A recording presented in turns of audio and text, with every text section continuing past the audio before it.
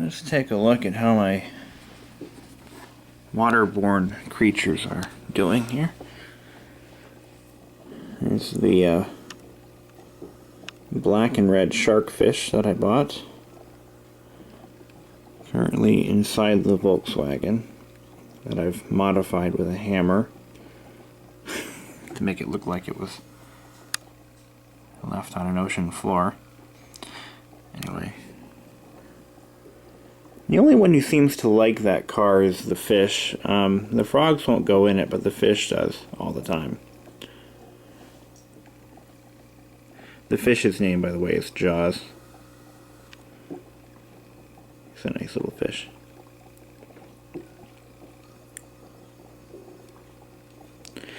I just actually washed the... I drained and washed everything in here, including the gravel. Unfortunately, when I first put the tank together, I forgot a very important step, and that was to wash the gravel.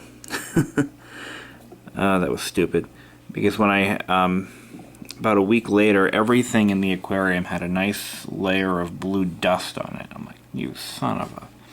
So today I took the tank completely apart, washed the gravel in a wire mesh trash can by flooding it with water in my bathtub, and the amount of blue water that came out of that was incredible. So I did that until it wasn't blue anymore,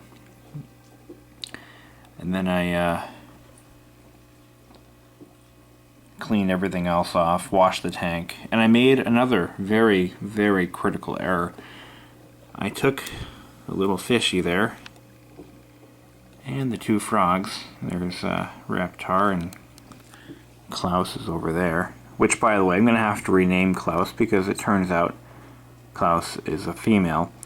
And I put them in a small bowl with a lid on it that had enough room for ventilation and everything, so the frogs couldn't jump out.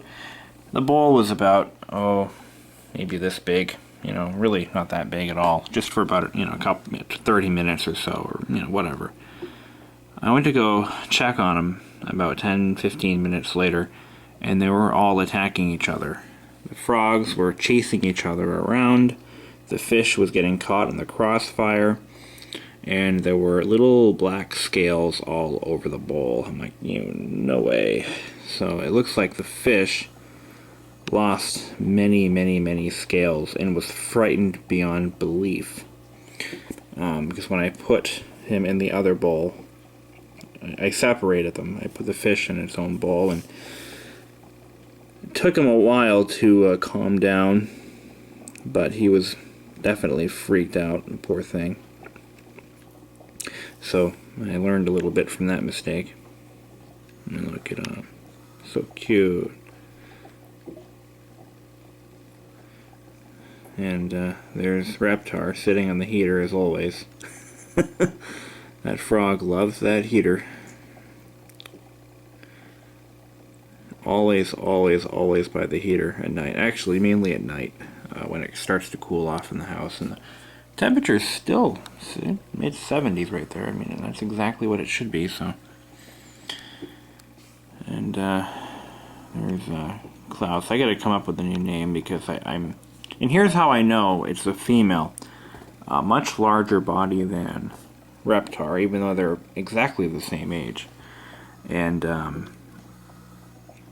there's a kind of, not really a tail, but on the very back of the frog you'll see it's actually, what the hell would you call that?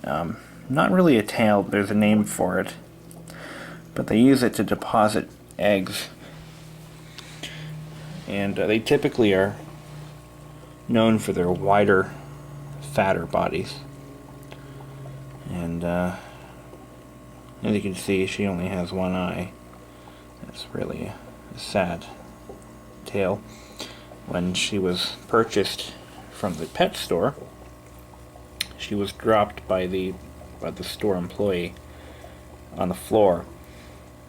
And because their bodies are very soft and malleable, the impact, and they really weren't designed to live outside of the water, So the impact caused her eye to come out. It's sad but true. So the person I got the frog from, I actually got him for free.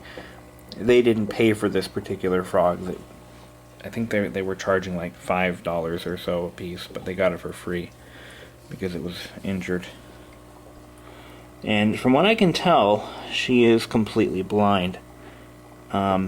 She doesn't respond to light, unlike Reptar over here. If I turn the light on, even during the day, he flips out and he runs around the tank.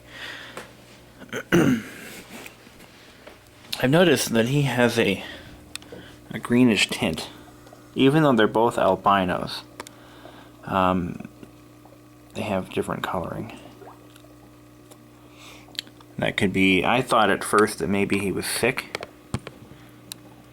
and needed to be nursed back to health, but I don't think that's the case. I haven't been able to hand feed Reptar, but I have hand fed Klaus many times. And it's the cutest thing, because you take the food, you put it, in the video I posted previously, you'll see it. If you put the food in front of them to where they can at least smell the food,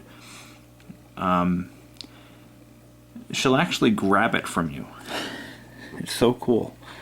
And I'll do that if I see her running around the tank, flailing her arms towards her face, which is what they do when they're hungry. They're basically trying to gather anything they can and eat it. And like whenever I see her doing that, I'll grab some food and hand it to her so she can consume it. But she'll grab it right from your hand. It's so cool. And the fish, he's still there in the car. Anyway, after I put the tank back together, Jaws, the fish, was hiding in this log here for about maybe 5 hours. Wouldn't get out of the log. And I think it was because she was still, or he or she, I don't know what the gender is, was kind of freaked out still and still recovering from that traumatic experience. But yeah, I'm looking at you. Oop. I like that fish. That's a good fish.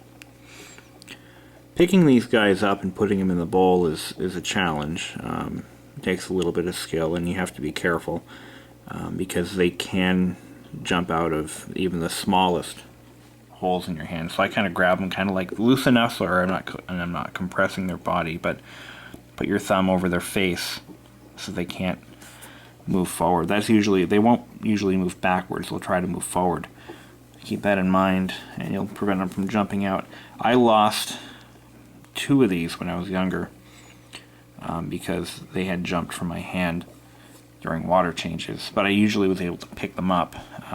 One time I had a frog jump out of the tank and wasn't found for days, and I've got to do something about this, but this tank has an opening on the top, pretty sizable one. Luckily they haven't figured out yet how to get out of this opening, but they will. The solution that I'm going to do, or that I'm going to implement, is I'm going to buy a larger filter. This filter can't handle, these frogs are messy with the amount of food that they waste. So I'm going to buy a larger filter, a more effective one. This one's kind of crappy. It has very minimal filtration surface. And the one I want to get is the Aqua Clear Mini, which is the one I had when I was younger, but they have a larger version for 20-gallon tanks, 10 to 20 gallon, and it'll fill up this entire opening. And I like the Aqua Clear filter because it uses filtration blocks instead of thin pads. That one will use like a cube of material like this big. It filters first through a sponge filter to weed out any large deposits, and then it goes through a charcoal, activated charcoal filter. This one uses a pad, which I'll show you. It's completely ineffective because I see stuff bypassing it all the time. But you have this here, which is your charcoal. See, look at all this. There's still dust in there, and I've got to figure out a way to get rid of it. More on that later. But it has this very thin pad with a little section of activated charcoal, and I don't find it to be very effective at all. And then there's this organic filter. This is designed to grow bacteria, in case you're ever wondering. This filter's whole purpose is to provide a breeding ground for bacteria. The same bacteria that actually helps eliminate and digest the bacteria that's in the tank. So it kind of creates bacteria to kill bacteria. And the idea is it helps maintain a healthy bacterial level within the tank. So they say never to replace this. But I'm going to go ahead and replace the entire goddamn filter because I know it's not really doing its job very, very well. But that, and I can't get a good water seal around the filter, so stuff is able to bypass it. That's why I say it's not very effective. And I've actually watched it filter water, and I've seen chunks of food go through it. It's like, how good is that? But anyway, I bought the entire tank, which included the tank, the hood, the filter, and the like fish food samples, and what else? And that's pretty much it. I got it for like 40 bucks, 50 bucks, I think. Not too bad. If I were to buy the items separately, it would probably cost a bit more. But again, that's the filter you get, and it sucks. Get this little guy to move.